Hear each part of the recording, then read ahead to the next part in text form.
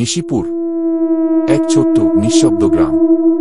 সেখানে জীবন চলে ধীরে, আর রাত নামে নিঃসঙ্গতা নিয়ে। কিন্তু এক সকালে গ্রামের মানুষজন ঘুম থেকে উঠে দেখে, গ্রামের দক্ষিণ পাশে যে মাঠটা ছিল একদম ফাঁকা, সেখানে রাতারাতি গজিয়ে উঠেছে এক অজানা ঘন বন।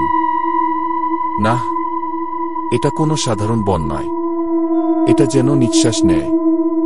গাছগুলোর গায়ে হালকা নীল আলো, পাখিরা নেই, বাতাস স্তব্ধ, আর মনে হচ্ছে যেন কিছু আমাদের লক্ষ্য করছে। গ্রামের সাহসী ছেলে ইমন আর তার বন্ধু রাহুল ঢুকে পড়ে বনের ভেতর। আর তখনই শুরু হয় অদ্ভুত ঘটনা। গাছগুলোর গায়ে অদ্ভুত সব চিহ্ন, চোখের সামনে বদলে যাচ্ছে, পথ যেন বন নিজেই পাল্টে দিচ্ছে। হঠাৎ একটা গাছের নিচে তারা দেখতে পায় একটা দরজা, কাঠের দরজা, মোটা লোহার তালা। ইমন যখন সেই দরজায় হাত রাখে, তার চোখের সামনে ভেসে ওঠে এমন একটা স্মৃতি যা সে জীবনে কখনো দেখেনি। বনের ভেতর থেকে আসে ফিসফিসানির আওয়াজ। তোমরা এখনো প্রস্তুত না, তোমরা এখনো প্রস্তুত না। তারা যখন কোনো রকমে বেরিয়ে আসে, গ্রামের লোকদের সব বলে।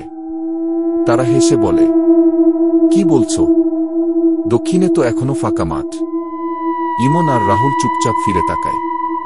বনটা নেই, কিন্তু ইমনের হাতে আছে সেই গাছের চিহ্ন, এখনো জ্বলছে নীল আলোয়।